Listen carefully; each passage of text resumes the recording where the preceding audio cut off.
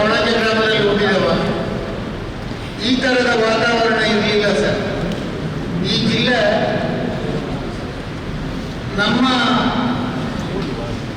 ಊರಿಗೆ ಸಂಬಂಧಪಟ್ಟ ಹಾಗೆ, ಈ ಜಿಲ್ಲೆಗೆ ಸಂಬಂಧಪಟ್ಟ ಹಾಗೆ ಅತ್ಯಂತ ಬಲಿಷ್ಠವಾದ ಸೌಜನ್ಯ ಸಾಮರಸ್ಯ ಇರುವಂಥ ಒಂದು ಜಿಲ್ಲೆ.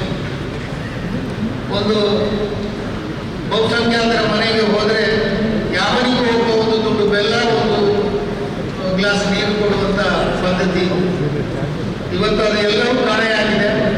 ಅದಕ್ಕೆ ಕಾರಣ ಈಗಾಗಲೇ ಎಲ್ಲರೂ ಹೇಳಿದರು, ಅದನ್ನು ನಾನು ಹೇಳುವುದಿಲ್ಲ.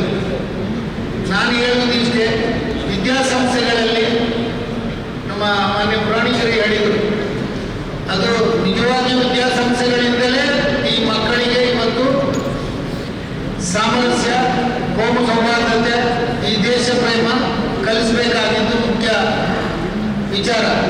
ಅದು ಎಲ್ಲ ವಿದ್ಯಾಸಂಸ್ಥೆಗಳ ಮುಖ್ಯಸ್ಥರು ಅದರ ಬಗ್ಗೆ ಮಾತಾಡಲಿ.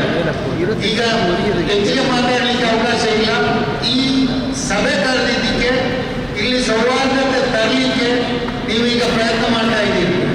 ಅದಕ್ಕೆ ಏನು ಮಾಡಬೇಕು ಅಂತ ನನ್ನ ಒಂದು ಅನಿಸಿಕೆ, ಈ ಜಿಲ್ಲೆಯಲ್ಲಿರುವ ಎಲ್ಲ ಗ್ರಾಮಗಳಲ್ಲಿ ಕನಿಷ್ಠ ಪ್ರತಿ ಗ್ರಾಮಗಳಲ್ಲಿ ಒಂದರಾಗಿ ಸಾಧ್ಯವಾಗದೇ ಇದ್ದರೆ ಎರಡು ಗ್ರಾಮ ಅಂದರೆ ಪಕ್ಕದ ಗ್ರಾಮಗಳ ತಗೊಂಡು ಒಂದು ಸೌಹಾರ್ದ ಸಮಿತಿ ರಚನೆ ಮಾಡಿ, ಯಾರು ಕೂಡ ಈ ಜಿಲ್ಲೆಯಲ್ಲಿ ಒಬ್ಬೊಬ್ಬರು ಸಿಕ್ಕಿದಾಗ ಇಲ್ಲಿ ಕಮ್ಯುನಲ್ ಇಲ್ಲ. ನನಗೆ ಯಾವುದೇ ಪಾರ್ಟಿ ಯಾವುದೇ ಇದು ಇದ್ರೂ ನಾನು ಅವರು ಮಾತಾಡುವಾಗ ಇಲ್ಲ, 4 ಜನ ಸೇರಿದ್ರೆ ಮಾತ್ರ ಇದ್ದಾರೆ.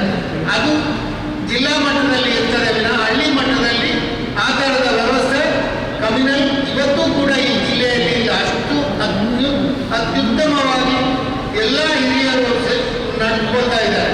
ಹಾಗಾಗಿ ನೀವು ಒಂದು ಕೆಲಸ ಮಾಡಿಕೊಂಡ್ರೆ ಒಳ್ಳೆಯದು ಅಂತ ನನ್ನ ಅಭಿಪ್ರಾಯ. ಪ್ರತಿ 2 ಗ್ರಾಮಕ್ಕೆ ಒಂದು ಸೌಹಾರ್ದ ಸಮಿತಿಯನ್ನು ರಚಿಸಿ ಆ ಜಿಲ್ಲೆಯಲ್ಲಿ